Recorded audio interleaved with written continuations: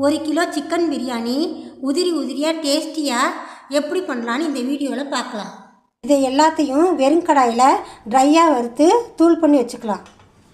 பாத்திரத்தில் 2 table spoon நெய் ஊற்றி ஒரு 3 டேபிள் ஸ்பூன் சன்ஃப்ளவர் ஆயில் சேர்த்துருக்கேன்.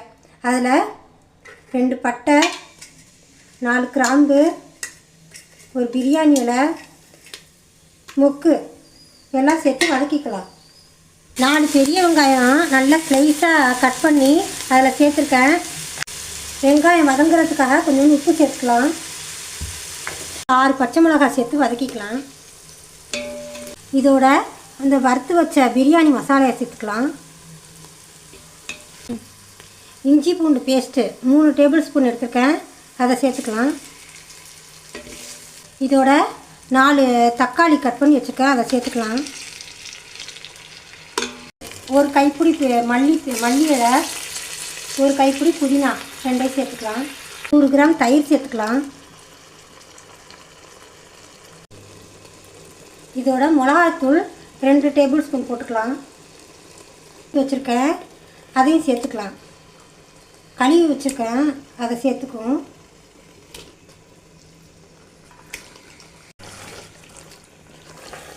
சிக்கனையும் சேர்த்து நல்லா வதக்கிக்கலாம்.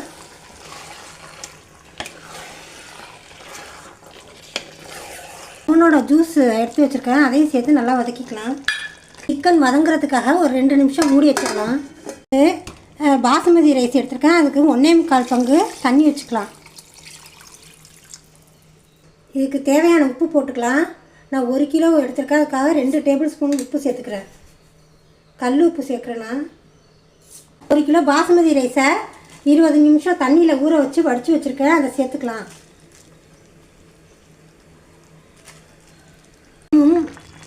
தண்ணி ஈக்குவலாக இருக்குது. இப்போ தம் போட்டுக்கலாம். தோசைக்கல்லை கீழே வச்சு அதில் இந்த பிரியாணி பாத்திரத்தை வச்சு மேலே ஒரு வெயிட் வச்சுக்கலாம். அப்போ தான் ஆவியெல்லாம் வெளியில் போகாது. இப்போ சிக்கன் பிரியாணி ரெடி ஆகிடுச்சி. இப்போ பாருங்க, உதிராக வந்திருக்கு. நல்லா சூப்பராக உதிராக வந்துடுச்சு.